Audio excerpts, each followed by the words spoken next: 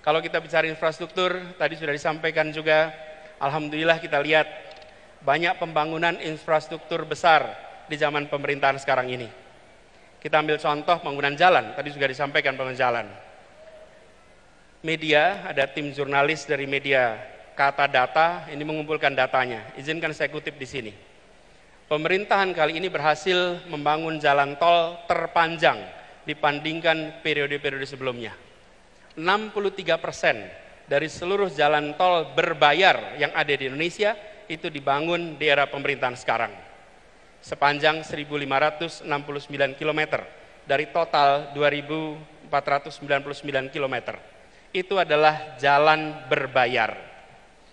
Sedangkan jalan yang tak berbayar, yang digunakan oleh semua secara gratis, yang menghubungkan mobilitas penduduk dari sudut-sudut desa ke perkotaan, yang membawa produk-produk pertanian, produk perkebunan, produk perikanan dari sentra-sentra tempat mereka dihasilkan ke wilayah-wilayah pasar, baik jalan nasional, jalan provinsi ataupun jalan kabupaten, terbangun 19.000 km di pemerintahan ini. Kalau coba saya bandingkan dengan pemerintahan 10 tahun yang lalu, di zaman Presiden Pak SBY, jalan tak berbayar yang dibangun adalah sepanjang 144.000 atau 7,5 kali lipat. Bila dibandingkan dengan jalan nasional, di pemerintahan ini membangun jalan nasional sepanjang 590 km. Di era 10 tahun sebelumnya 11.800 km. 20 kali lipat.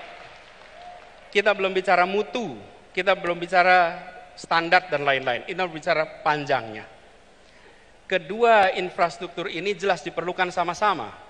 Tapi yang perlu kita perhatikan di sini adalah bahwa keberpihakan ketika bicara institusi ekonomi memberikan kesetaraan kesempatan kepada semuanya.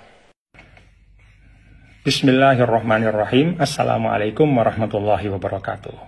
Saya menyimak pidato bakal calon presiden Bapak Anies Rashid Baswedan semalam. Pidatonya menarik.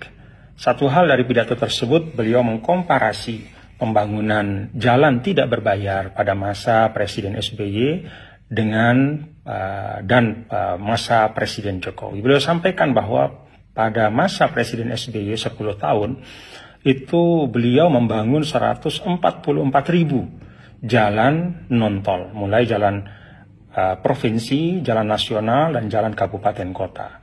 Jauh lebih tinggi dibanding pencapaian Presiden Jokowi selama 9 tahun, yaitu hanya 19.000 km.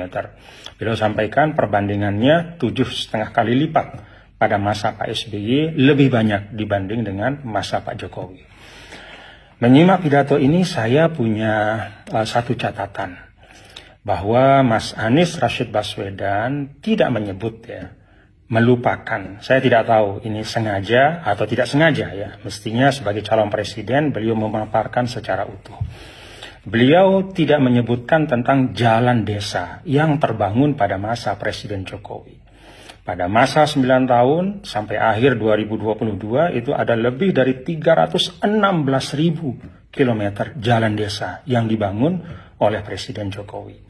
Kita tahu kalau bicara tentang mengurangi kesenjangan, bicara tentang mewujudkan keadilan sosial bagi seluruh rakyat Indonesia, salah satu instrumennya adalah meningkatkan kemakmuran di tingkat desa. Dan meningkatkan kemakmuran di tingkat desa itu artinya apa? Mempercepat aktivitas ekonomi, meningkatkan aktivitas ekonomi, dan memperbesar porsi ekonomi yang diperoleh oleh masyarakat desa.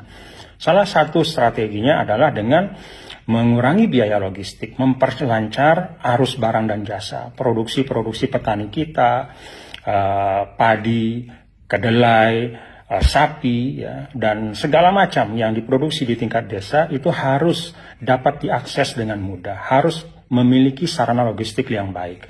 Karena itu pembangunan atau jalan desa itu memegang peran yang sangat penting untuk menghadirkan keadilan sosial bagi seluruh rakyat Indonesia, mengurangi ketimpangan antara desa dan kota. Jadi Mas Anies sebenarnya kalau fair ya, apa adanya. Beliau seharusnya menyebutkan bahwa pada masa Presiden Jokowi ada lebih dari 316.000 kilometer jalan desa yang tidak terbangun pada masa sebelumnya. Belum lagi kalau kita bicara infrastruktur lain ya, di tingkat desa ada lebih dari 1,5 juta meter jembatan di tingkat desa, ada lebih dari 500.000 unit air bersih, ada 42.000 lebih posyandu ya, dan beragam infrastruktur di tingkat desa yang menjadi concern dari Bapak Presiden Jokowi selama 9 tahun pembangunannya. Dengan demikian, kalau kita menyampaikan data secara utuh, pembangunan jalan tidak berbayar pada masa Presiden Jokowi, mulai jalan nasional, jalan provinsi, jalan kabupaten kota, dan jalan desa, maka angkanya adalah sekitar 340.000 kilometer, jauh di atas pembangunan jalan tidak berbayar pada era sebelumnya. Terima kasih, itu catatan saya.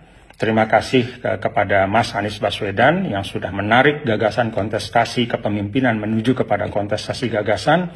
Hanya mohon data-data disampaikan secara utuh, jangan setengah-setengah. Assalamualaikum warahmatullahi wabarakatuh.